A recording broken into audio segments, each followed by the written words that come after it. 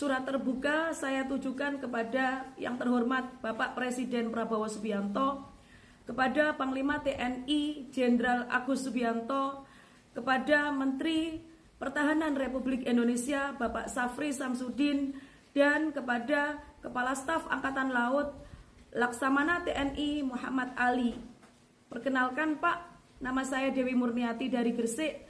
Saya merupakan orang tua siswa yang bernama Darel Fausta Hamdani, usia 14 tahun, sekolah di SMPN 33 Gresik, yang pada tanggal 17 Desember 2025 lalu menjadi korban luka tembak peluru nyasar dari latihan tembak TNI, dalam hal ini Angkatan Laut Marinir, di lapangan Bumi Marinir Karangpilang, Surabaya. Perlu diketahui Pak, bahwasanya anak saya merupakan salah satu korban dari 2 anak yang menjadi korban di sekolahan tersebut, yang pada hari itu mengikuti kegiatan sosialisasi sekolah tingkat lanjut di musola sekolahnya. Anak saya terkena di bagian tangan kirinya Pak, di sini, yang temannya di punggung kanan bawah, di sini Pak. Berikut saya tunjukkan hasil foto rongsen dari rumah sakit Pak. Ini tangan anak saya, akhirnya karena kena tulangnya rusak, jadi ada pemasangan pen Pak di tangan anak saya. Ini Pak. Dan di sini jelas dari rumah sakit keterangannya adalah terkena senapan.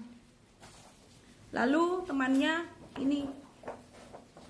Jadi peluru tersebut masuk di punggung kanan bawah, namun peluru tersebut turun ke pinggang.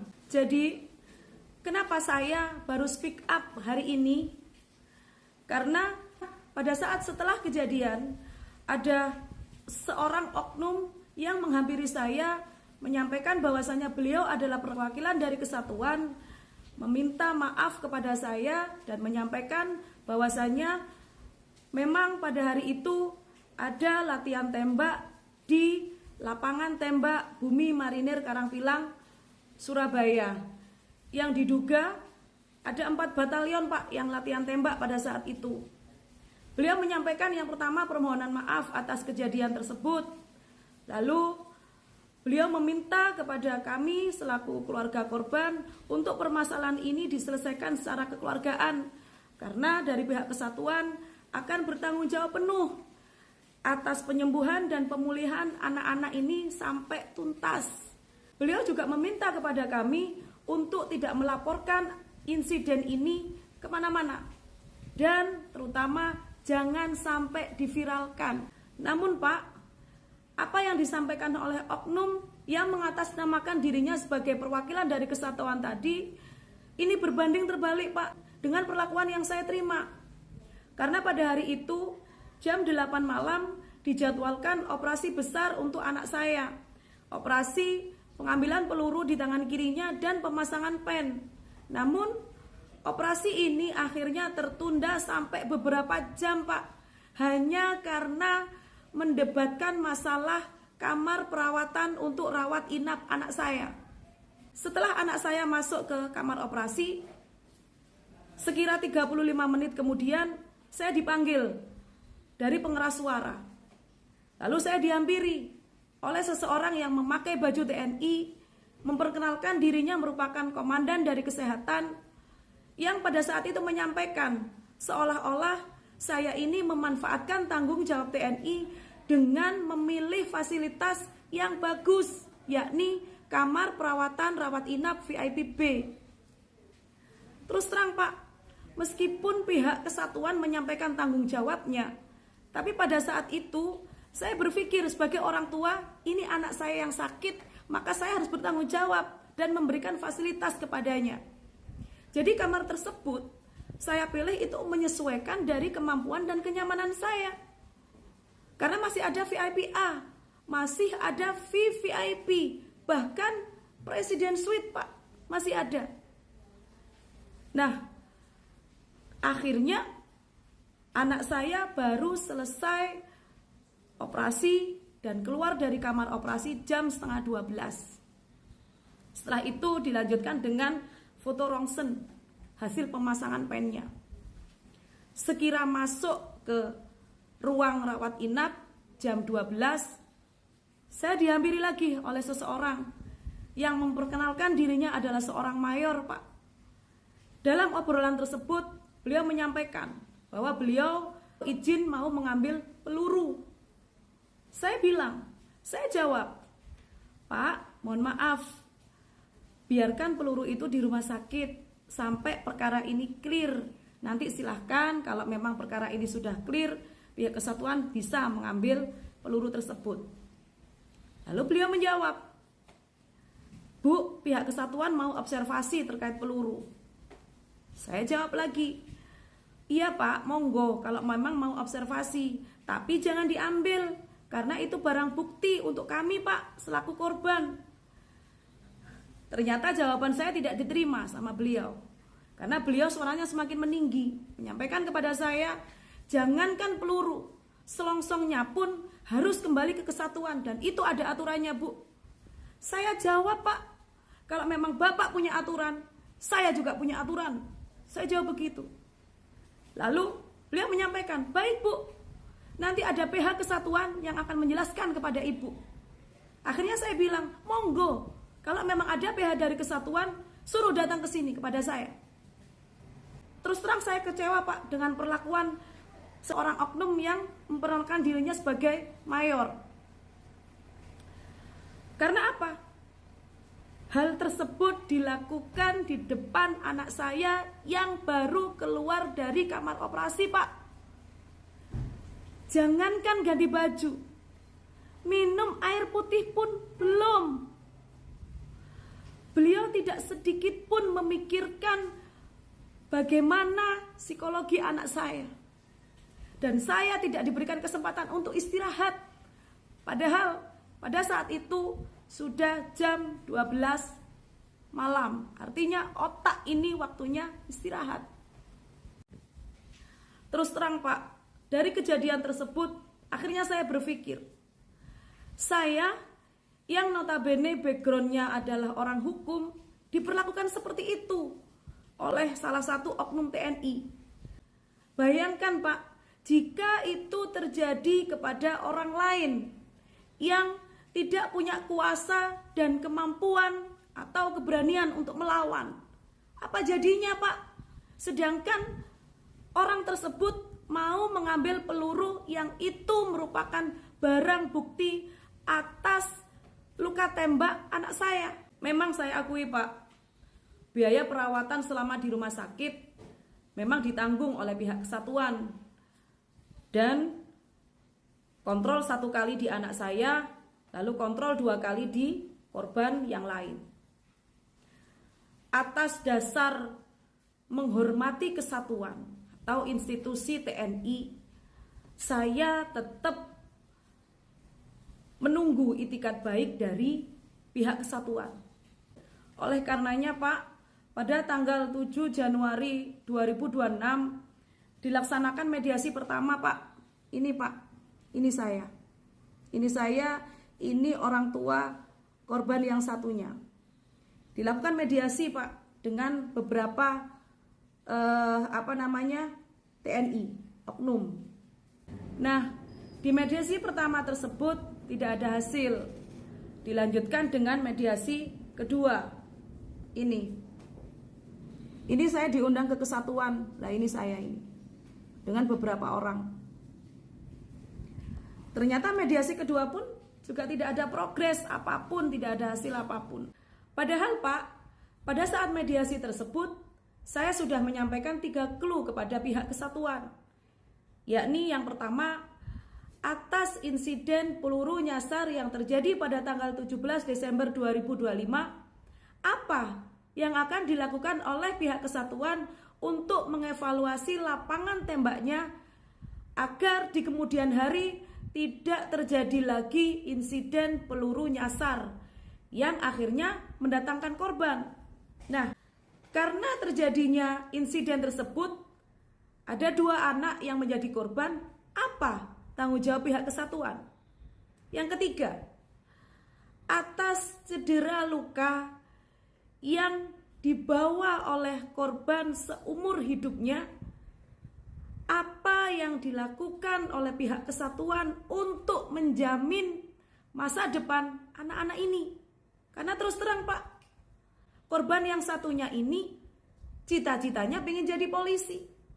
Nah, apakah bisa dengan luka yang membekas dan itu dibawanya seumur hidup? Namun oleh karena 2 kali mediasi yang tidak ada progres apapun, akhirnya per tanggal 19 Januari saya melayangkan somasi pertama saya yang saya tujukan kepada Bapak Kolonel yang pernah berkunjung ke rumah kami para korban pada saat anak-anak sepulang dari rumah sakit. Pada saat kunjungan tersebut beliau menyampaikan, yang pertama permohonan maaf, yang kedua beliau akan bertanggung jawab penuh atas penyembuhan dan pemulihan anak-anak sampai tuntas. Bahkan beliau juga menyampaikan kepada saya apabila ada komunikasi di bawah yang belum tuntas, saya disuruh langsung menghubungi beliau dengan menyuruh anggotanya memberikan nomor teleponnya beliau kepada saya.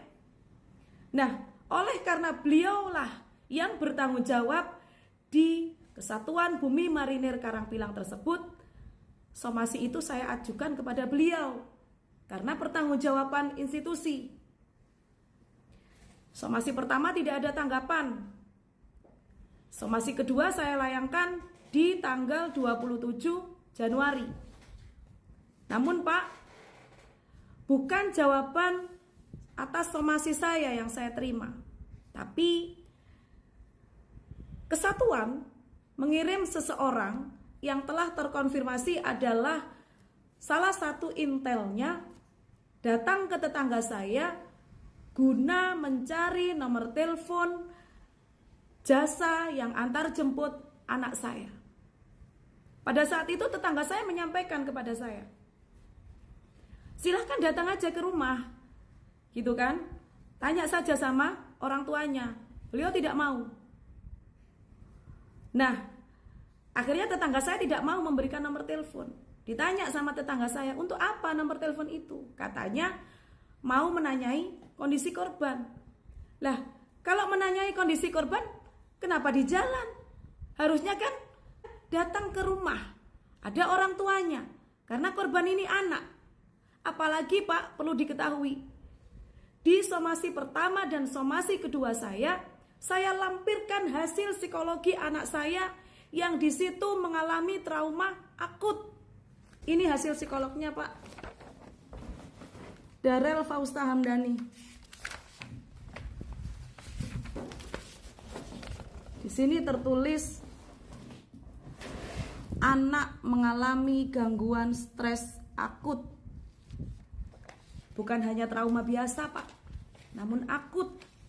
Karena imbas dari kejadian peluru nyasar yang dialaminya, lalu malam harinya juga dia melihat ibunya dibentak-bentak oleh oknum yang memperkenalkan dirinya adalah seorang mayor. Ternyata tidak berhenti di situ saja Pak. Jadi pada tanggal 29 Januari kemarin, dini hari jam 00.05, ada seseorang yang mendatangi rumah saya, mengetuk pintu. Memang saya bukain. Orang tersebut menyampaikan bahwa mengantar jawaban somasi dari somasi yang saya layangkan kepada kolonel. Saya bilang sama dia, kamu gak lihat ini jam berapa? Saya langsung marah. Saya suruh dia pulang dan besok kembali lagi. Karena menurut saya di jam-jam segitu bukanlah waktu yang tepat untuk seseorang berkunjung ke rumah orang lain. Apalagi ini tidak kenal sama saya. Nah, keesokan harinya orang tersebut memang kembali lagi. Karena pengalaman-pengalaman yang saya terima dari pihak kesatuan kemarin, orang tersebut saya interogasi. Apakah dia dari pihak kesatuan? Ternyata dia memperkenalkan dirinya sebagai pegawai dari kantor hukum yang ditunjuk oleh Bapak Kolonel tersebut untuk menjawab somasi saya. Dan dia menuliskan surat pernyataan permohonan maaf. Di situ tertulis nama terangnya.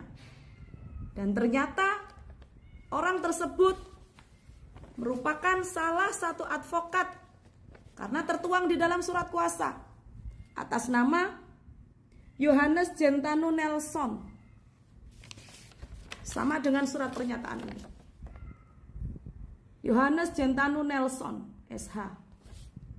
Oleh karena itu Pak, dari mulai di rumah sakit sampai saya pulang, banyak hal yang saya terima. Dan saya merasa sangat tidak nyaman. Maka per tanggal 5 Februari kemarin, saya melaporkan insiden peluru nyasar ini ke Pomal Lantamal 5 Surabaya. Dan sebelum saya melaporkan, saya sudah melayangkan surat permohonan perlindungan hukum yang salah satunya saya tujukan kepada bapak-bapak yang namanya tadi saya sebut di awal untuk perlindungan hukum saya, Pak. Jadi saya mohon atensinya, Pak, untuk perkara ini benar-benar dikawal dengan baik, Pak. Karena apa? Korbannya adalah anak, Pak. 2 anak yang pada saat itu sedang berkegiatan di sekolahnya. Demikian surat terbuka dari saya, Pak.